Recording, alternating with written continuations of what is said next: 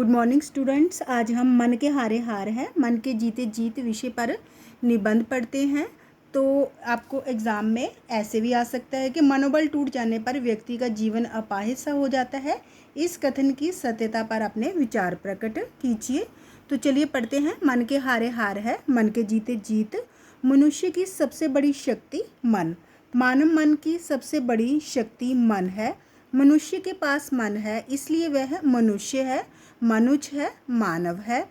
मानसिक बल पर ही मनुष्य ने आज तक की यह सभ्यता विकसित की है। मन मनुष्य को सदा किसी न किसी कर्म कार्य में रत लीन रखता है। मनुष्य शरीर में मन ही एक ऐसा अंग है जो अति बलवान व बहुत शक्तिमान है। मानव में सोचने विचारने की शक्ति है। मन के दो पक्ष, आशा निराशा। धूप शाम के समान मानव मन के दो रूप हैं, आशा निराशा। जब मन में शक्ति तेज और उत्साह ठाठे मारता है तो आशा का जन्म होता है। इसी के बल पर मनुष्य हजारों विपत्तियों मुसीबतों में भी हंसता मुस्कुराता रहता है। निराश मन वाला व्यक्ति सारे साधनों से युक्त होता हुआ भी युद्ध हार बैठता है। पांडव जंगल की धूल फांकते हुए भी जीते और राजसी और कौरव राजसी शक्ति के होते हुए भी हारे। अतः जीवन में विजयी होना है तो मन को शक्तिशाली बनाओ। आशावान व्यक्ति के लिए कहा गया है, जिसने मरना सीख लिया जीने का अधिकार उसी को, जो कांटों के पथ पर आया फूलों का उपहार उसी को। मन की दृढ़ता के आधार पर ही संसार में अनेक महापुरुषों ने विजय पताका फहराई। श्री राम बन बन भटके, 14 वर्ष का वनवास मिलने पर भी मन से ना हारे और विजय श्री उनको ही मिली। महाराणा प्रताप ने जंगल में घास की रोटियां खाकर भी देश को आज़ाद कराने का दृढ़ संकल्प नहीं छोड़ा। महात्मा गांधी जी ने मन के बल पर आज़ादी की लड़ाई में अंग्रेजों से टक्कर ली थी। अंग्रेजों की विशाल शक्ति को गांधी जी ने नीचे झुका दिया। अंग्रेज अपना मन हार बैठे और दूसरी ओर गांधी जी मन नहीं हारे। इतिहास इस बात का साक्षी है कि अतुल बलशाली अंग्रेज भी महात्मा गांधी जी के शांतिपूर्ण आंदोलन के सामने टिक नहीं सके। विकट परिस्थितियों में भी गांधी जी ने भारत को स्वतंत्रता दिलाई, आज़ादी दिलाई। उन्होंने भारतीयों के दिलों में एक नया जोश भर दिया जिसमें हारने की भावना नहीं थी। साहस या उत्साह मन का सच्चा मित्र कहा जा सकता है, चाहे युद्ध का मैदान हो या खेल का मैदान। यदि मन हार गया तो समझो तन भी हार गया।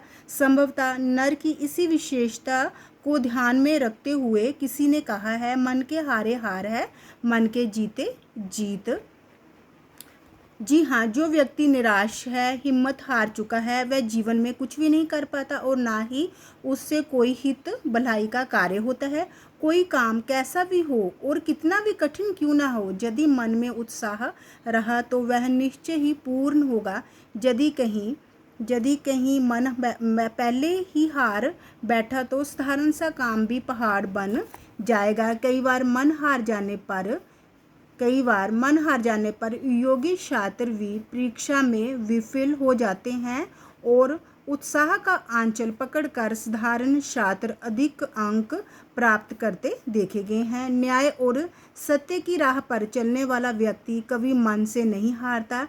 जिसके मन में गलत कार्य या पाप करने का चोर बैठा रहता है वह जीवन में हार मान लेता है। मन की स्थिरता दृढ़ता रूपी गुण मनुष्य को प्रगति उन्नति के मार्ग पर अग्रसर करते हैं। जो संकटों से घबराकर समुद्र के किनारे बैठ जाते हैं उन्हें मोती प्राप्त नहीं हो सकते। अतः संत कबीरदास जी ने कहा है, जिन खोजा तिन पाया, गहरे पानी पैठ, मैं बपुरा बेचारा डूबन डरा रहा किनारे बैठ। समुद्र की उताल तरंगों ऊंची तरंगों को देखकर जो उसमें डुबकी लगाने से डर जाते हैं उन्हें किनारे पर ही बैठ जाते हैं, उन्हें समुद्र की गहराई में मिलने वाले मोती हाथ नहीं आते। मन को दृढ़ कर कर्म की ओर प्रेरित युवक के लिए एक कवि के शब्दों में, जब नाव जल में छोड़ दी, तूफान में ही मोड़ दी, दे दी चुनौती सिंधु को, फिर धार क्या मझधार क्या।